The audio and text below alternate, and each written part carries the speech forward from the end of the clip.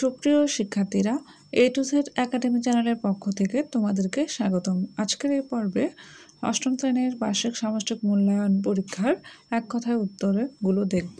16 নম্বরে বলা হয়েছে 40 টাকায় কেনা কোনো জিনিস 50 টাকায় বিক্রি করলে শতকরা কত লাভ হবে? উত্তর 25%। তো সেটা কিভাবে হলো এটা আমরা সমাধানে দেখব। তো এখানে ক্রয় মূল্য দেওয়া ছিল 40 টাকা, বিক্রয় মূল্য 50 টাকা, তাহলে বিক্রয় মূল্য বেশি হওয়ায় লাভ হয়েছে। তাই আমরা লাভ বের করার জন্য বিক্রয় মূল্য থেকে ক্রয় মূল্য বিয়োগ করব, তাহলে 10 টাকা আসবে। আর শতকরা লাভ বের করার জন্য সূত্র হচ্ছে লাভ গুণ 100 ভাগ ক্রয় মূল্য। তো লাভের মান এবং ক্রয় মূল্যের মান বসিয়ে গুণ এবং ভাগ করলে 25% আসবে। 17 নম্বরে বলা হচ্ছে 543 সংখ্যা তিনটি যোগফলকে ধার হিসেবে বিবেচনা করে ঘনক তৈরিতে 5x4x3 মাপের কয়টি ঘনবস্তুর প্রয়োজন হবে? উত্তর 6টি। এটির সমাধান হচ্ছে 543, এই আকারের ঘনবস্তু 6টাই হয়। 18 নম্বরে বলা হয়েছে 5.5, -5.5 এবং -6.5, 6.5 বিন্দুদ্বয়ের সংযোজক রেখাংশের মধ্যবিন্দুর স্থানাঙ্ক কত? উত্তর -0.5, 0.5। আমরা এর সমাধানটি দেখে নিই। এখানে আমরা প্রথমে ধরে নিব এ বিন্দুর স্থানাঙ্ক 5.5, -5.5 আর বি বিন্দুর স্থানাঙ্ক -6.5, 6.5 ধরে নিব এ বি এর মধ্যবিন্দু ডি। তাহলে ডি বিন্দুর স্থানাঙ্ক হবে দুইটা এক্স এর যোগফল ভাগ 2 এবং দুইটা ওয়াই এর যোগফল ভাগ 2। তো এখানে 5.5 প্লাস মাইনাসে মাইনাস হয়ে যাবে, তাহলে 5.5 থেকে 6.5 মাইনাস করলে -1 আসবে। আর এরপরে ওয়াই এর দিকে -5.5 এর সাথে 6.5 যোগ করলে শুধু 1 আসবে। তাহলে -1কে 2 দিয়ে ভাগ করলে -0.5 আসে এবং 1কে 2 দিয়ে ভাগ করলে শুধু 0.5 আসে। 19 101101 সংখ্যাটিতে MSB এর স্থানীয় মান কত? উত্তর 2 টু দি পাওয়ার 5। এখানে আমরা প্রথমে এই বাইনারি সংখ্যাটিকে 10 ভিত্তিক সংখ্যায় রূপান্তর করব।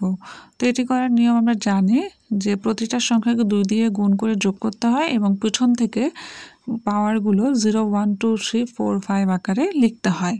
এখানে MSB বলতে সর্বোচ্চ পাওয়ারের সংখ্যাটিকে বোঝানো হয়। এখানে সর্বোচ্চ পাওয়ার দেখতে পাচ্ছি আমরা 2 টু দি পাওয়ার 5, তাহলে এটি হবে আনসার। বিশ্বে বলা হয়েছে কোনো বৃত্তের ব্যাস 7 সেন্টিমিটার হলে এর পরিধি কত? উত্তর 7 পাই। তাহলে আমরা সমাধানটি দেখে নিই। এখানে দেওয়া ছিল ব্যাসের মান 7 সেন্টিমিটার। তো ব্যাসটাকে আমরা ব্যাসার্ধ বের করব, ব্যাসকে 2 দিয়ে ভাগ করে 7কে 2 দিয়ে ভাগ করলে হয় 3.5। আমরা জানি বৃত্তের পরিধির সূত্র হচ্ছে 2πr। এখানে r বলতে ব্যাসার্ধ বোঝানো হচ্ছে, তো এখানে আবার 2πকে ঠিক রেখে r এর মান বসাবো। বসানোর পরে গুণ করলে 7 পাই উত্তরটি আসে।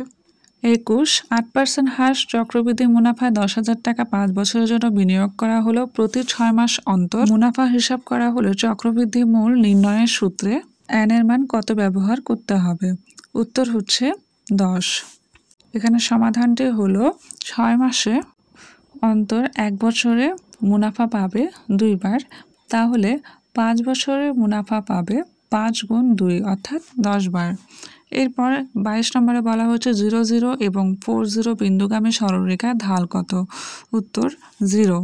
এখানে 0, 0 হচ্ছে x1 আর y1, 40 হচ্ছে x2, y2।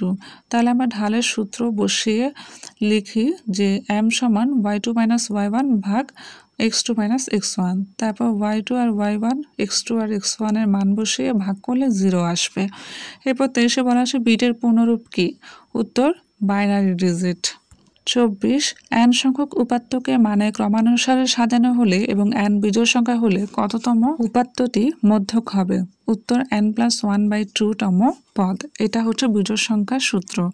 এরপর 25-এ বলা হয়েছে শ্রেণীবিন্যস্ত উপাত্তের মধ্যক সমান l + n/2 - fc × h/fm হলে l দ্বারা কি বোঝায়? উত্তর l হচ্ছে এখানে মধ্যক শ্রেণীর নিম্ন সীমা।